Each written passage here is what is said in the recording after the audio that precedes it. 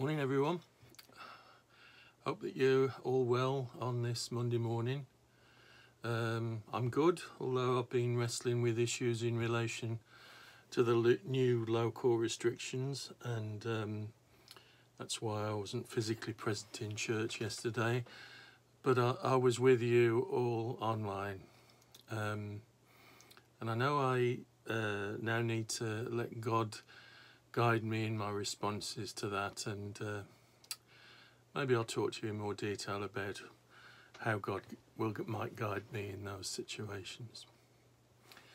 But I wanted today to talk to you about bitterness.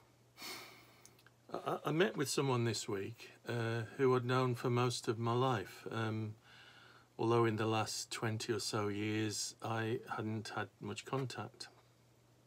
And this person reached out to me because of a bereavement in her life, and she wanted my help. And during the course of my conversation, she said that she admitted that she was a very bitter person. Now I knew that. She didn't have to tell me, because I'd been on the receiving end of her bitterness, and I'd seen the results of it throughout, and those results were fractured relationships, family divisions, isolation and unhappiness. And as time went on, the bitterness increased until it seemed to be become a way of life, something that this person was known for and identified as, someone who had become vindictive and seemingly always looking for a fight and seemingly drowning in animosity and resentment. And when I was on the end of her bitterness, I felt that I'd been treated unjustly, and she caused my integrity to be questioned among many people that were close to me, people that I'd grown up with. And I felt that my voice wasn't able to be heard. I wanted to put my side of the story. And the power of her bitterness threatened to create bitterness in me. And what I wanted during that time was for her to be brought to justice.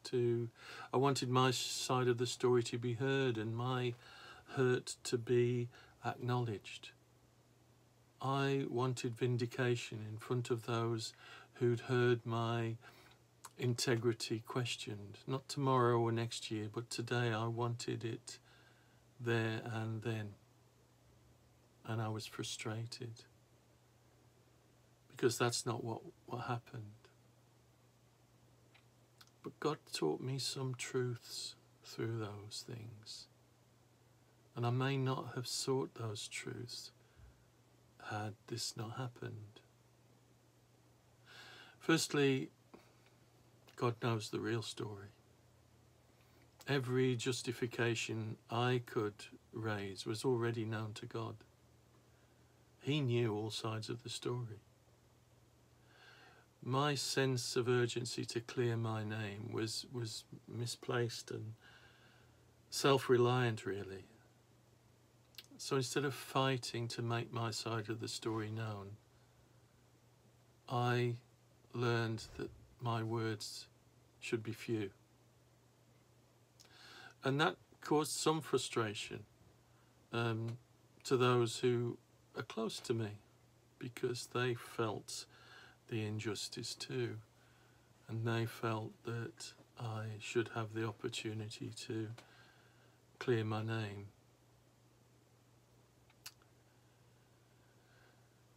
Secondly, God sees the heart of the other person as well as my own. He knew the hurts of that person that caused her to act in this way. Hurts that were so deep that they might not be evident to me or to others, but God knew. And I began to find a peace knowing that God's justice would win through, And I began to pray for that other person to receive the same peace. Thirdly, I may have done nothing to cause this particular hurt, but I've certainly caused hurt to others. So I had no right to feel superior to this person. And I was reminded again and again that when Jesus was falsely accused and convicted, he remained silent. And it says in 1 Peter 2, chapter 2, verse 33, he continued entrusting himself to him who judges justly. And when at last Jesus did speak out, it was to cry out not against, but on behalf of his oppressors. And fourthly, I learned to refuse the bitter cup. There was a temptation to take in the bitterness and harbour it in my soul that was crying out for revenge. But with God's grace, we can refuse it. And that's what I've strived to do over the years, and sometimes with some difficulty. But drinking bitterness will never satisfy our hurts, will it? It will only feed them. Holding on to bitterness and anger is like drinking poison and waiting for the other person to die. But I believe in this situation that God's been present all through, and he has given me the opportunity to be able to bear witness to his incredible grace.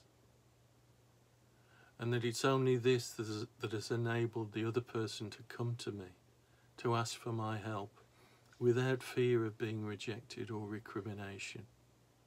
And you know, that gives me that great feeling of joy and peace.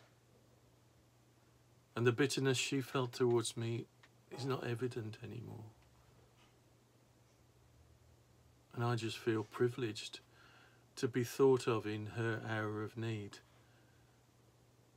And thank God for his grace and his great wisdom.